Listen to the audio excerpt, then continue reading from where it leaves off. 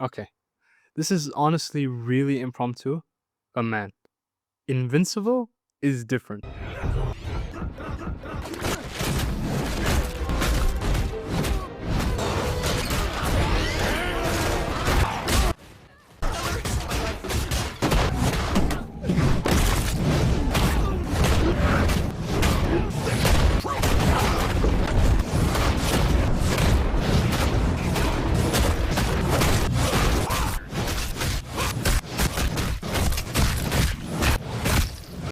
Now, I don't mean that in the sense that Invincible is perfect or magically the greatest thing ever written or put to screen.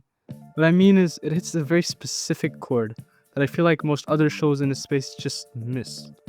Everyone knows about tropes, they exist for a reason. At their best, they're tools, options a story can use.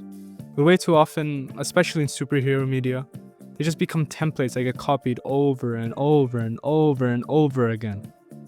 You got the classic good guy gets powers, goes through some struggle and trauma, learns an important life lesson that he's gonna carry forever, and ultimately, despite the odds, still chooses to do the right thing.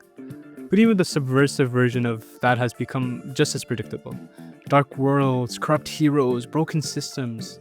Think The Boys, Injustice, Brightburn. These ideas can be amazing when done well. But when there's no real conceptual depth, everything comes down to execution. And execution is always comparative. That's where Invincible stands out.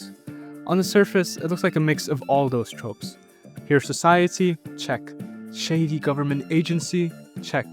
Flawed heroes with trauma and sadness? Check. Even Mark's origin story is about as standard as it gets. But the difference, the real difference, is that the show doesn't force these tropes on you. Instead, it asks, how would they actually work? How would the real world interact with these tropes? Omni-Man is the evil father, sure. From the very beginning, you can feel something more. There's conflict, restraints, even moments of something that feels like mercy. His emotions aren't simple, they're layered. Sure, he's not completely evil as we believe, but he doesn't just turn instantly good or join us. He feels like a real person. Nurture versus nature, constantly fighting each other. Mark starts off as idealistic, hopeful, but now he's questioning everything, even whether killing might somewhat be justified.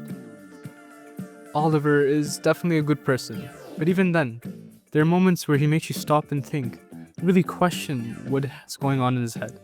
And characters like Rex, Eve, Cecil, Alan, they all feel so real. Not like archetypes, but like people. They don't just grow in a straight line or spiral downwards, they fluctuate, they contradict, they change. At first, a lot of them seem stereotypical, but that slow subversion might honestly be the best part of the show. And that's why Invincible is a great story. What makes it such a strong adaptation is something a lot of shows are afraid to do. It actually changes things. It alters a story, it rearranges events, expands on the characters, and most importantly, it takes its time. It doesn't rush, it doesn't cut corners, it lets moments breathe. Now, it's not perfect. Seeing Mark get destroyed every other episode does make you wonder how strong the Viltrumites really are. And yeah, the animation can be a bit questionable, but honestly, most fans would gladly take a few rough animation moments for the improvements we get.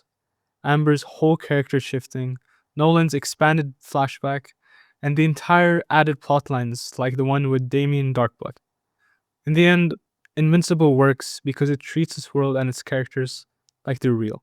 Not just ideas, not just things put on a comic or a show, but like they're real people, real stories you'd learn from. Anyways, that's it. If you enjoyed, like and subscribe. This is my first video, so I'd appreciate it. Bye.